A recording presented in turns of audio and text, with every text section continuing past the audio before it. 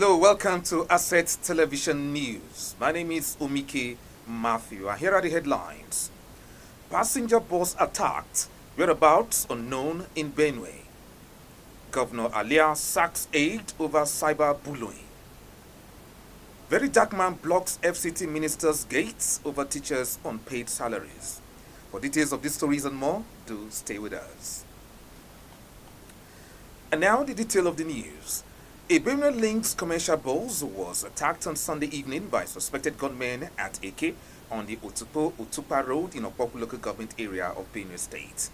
The attackers reportedly robbed the passengers before whisking them into the surrounding bush. The attackers ambushed the bus, disposed the passengers of their belongings, and then took them into the nearby forest. Comrade Austin Agada, Benue APC chairman, who passed by shortly after the incident, played a critical role in triggering an immediate response.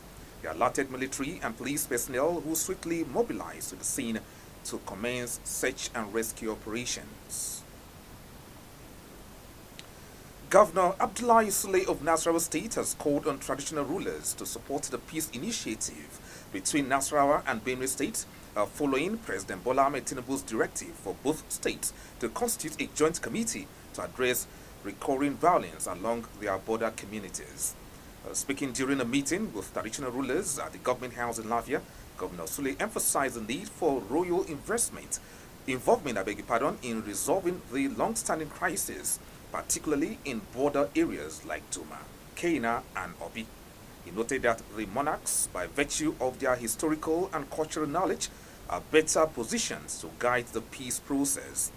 Governor Sule reiterated his administration's commitment to peaceful coexistence among all ethnic groups, including the Tiv population in Nasarawa, and assured that no group would be discriminated against under his watch. The governor also briefed the royal fathers on the outcome of the stakeholders meeting held in Makudi during President Tinubu's condolence visit to Benue State, following the killing of nearly 200 persons in Yelwata, a volatile border community.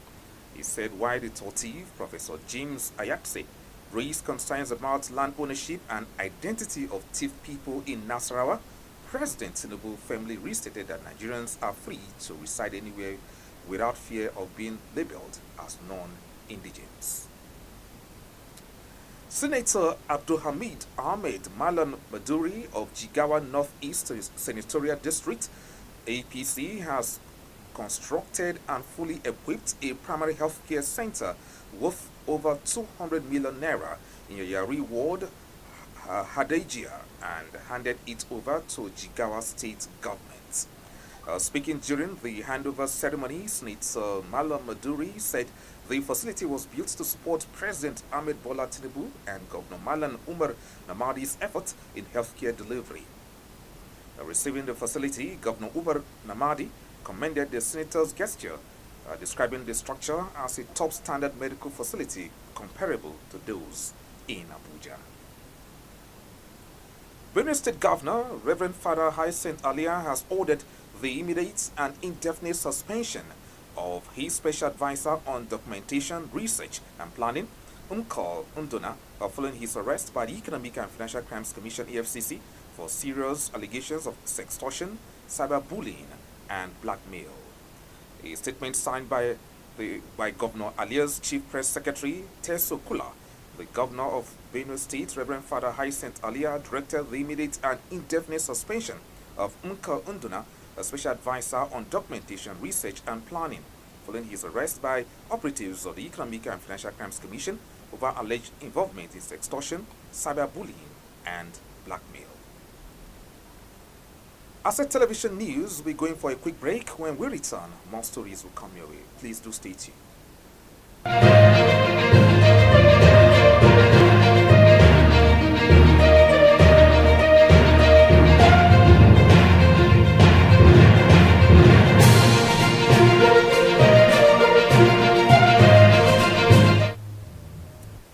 Welcome back to the news on Asset Television, and now the rest of the stories. And with this, we'll take you to the foreign scene where at least 22 people have been killed and 63 others wounded in a suicide bomb attack at a church in Damascus, according to Syrian Health Ministry.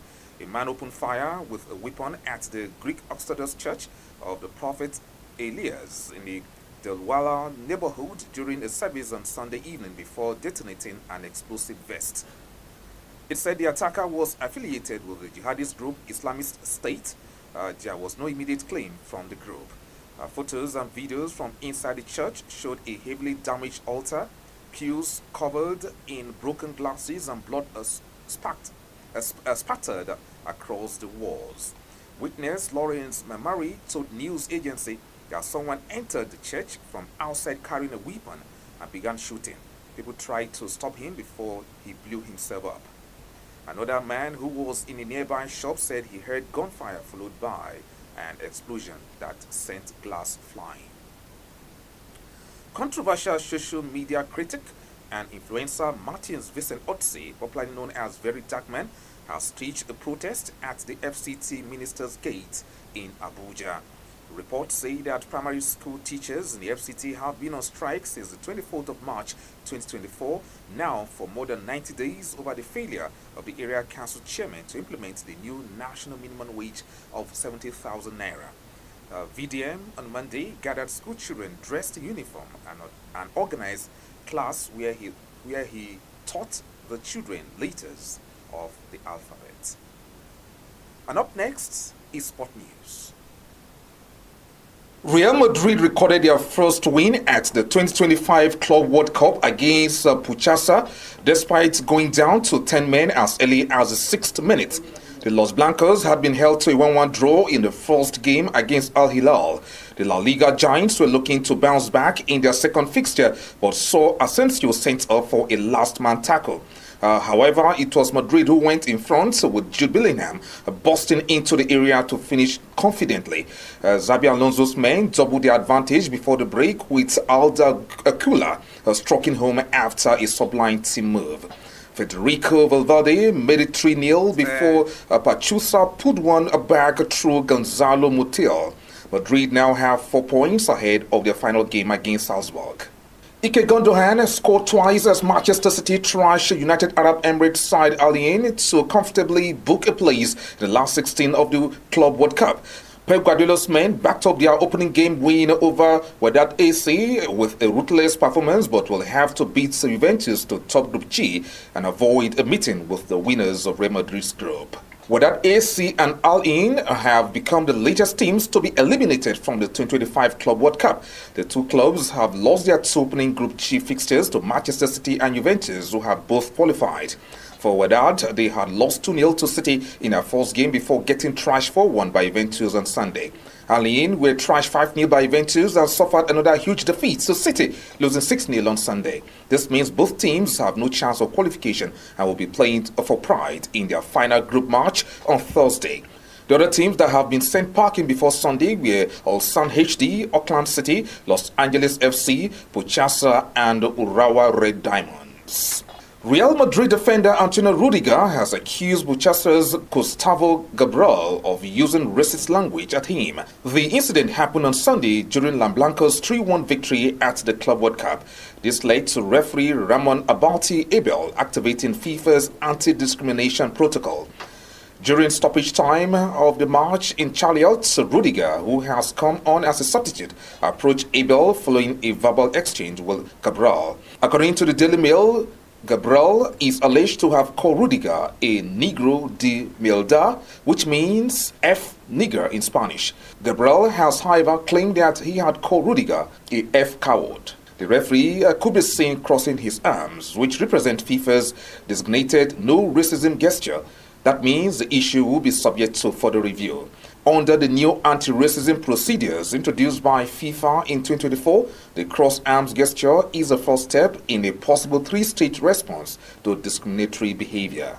The Super Falcons of Nigeria are set for battle against Portugal in a pre-2024 Women's Africa Cup of Nations friendly. 10 players and backroom staff arrived in Lisbon for the encounter on Sunday night. Former Atletico Madrid forward Babajide joined the contingent on arrival in Lisbon. 13 more players are expected to link up with the team in Portugal. Monday's encounter will hold at the Estadio Jose Gomez in the Amadora precinct of Lisbon. It will kick off at 7 p.m. Nigerian time. The Super Falcons will face Ghana in another friendly on Friday. Nigerian Premier Football League side Rivers United have parted ways with their chief coach Evans Ogenyi. Ogenyi left the former NPFL champions following the expiration of his contract. He was drafted into the Rivers United coaching staff during the 2023-2024 NPFL season. According to reports, Ogenyi is expected to team up with a new club ahead of the new season. He helped Lobby Stars win the NPFL title in 2018. Ogenyi guided Kano Pillars back to the NPFL in 2023. And lastly, two-time NBA champion Calvin Durant will join the Houston Rockets in a blockbuster move from the Phoenix Suns. The 36-year-old forward will join the Rockets at the start of July in a deal involving 8 other players. In exchange, guard Jalen Green and small forward Dylan Brooks will move to Phoenix, who will also gain the 10th pick in Wednesday's NBA draft and 5 future second-round picks, according to reports in U.S. media. And that's the sports. I am Umike Matthew.